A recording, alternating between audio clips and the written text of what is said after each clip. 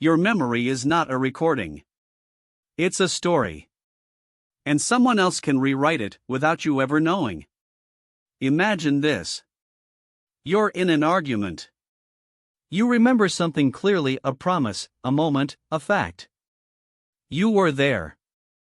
You lived it. But the other person says, that never happened. And they say it calmly. Confidently. Again. And again. At first you're sure. Then maybe a flicker of doubt. Then you start to replay the memory. And somehow, every time you replay it, it gets blurrier.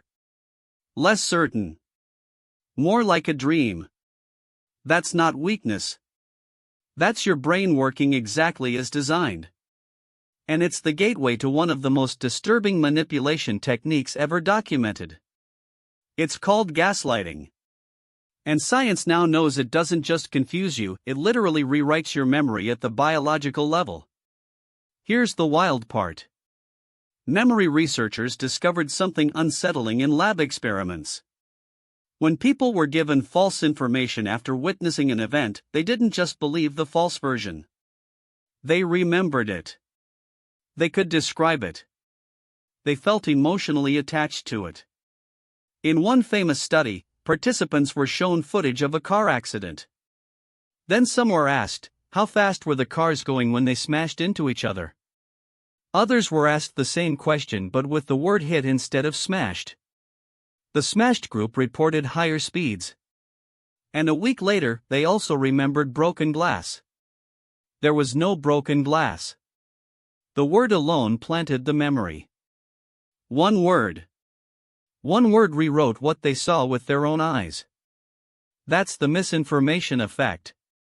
And it means your memory isn't stored like a file on a hard drive. Every time you remember something, your brain literally reconstructs it from scratch. And here's the twist that changes everything. Every single time you recall a memory, you make it vulnerable. There's a window, right after you access a memory, where it becomes unstable. Scientists call it reconsolidation. During that window, new information can slip in. The memory gets rebuilt slightly different. Every single time. So a skilled manipulator doesn't need to erase your memory.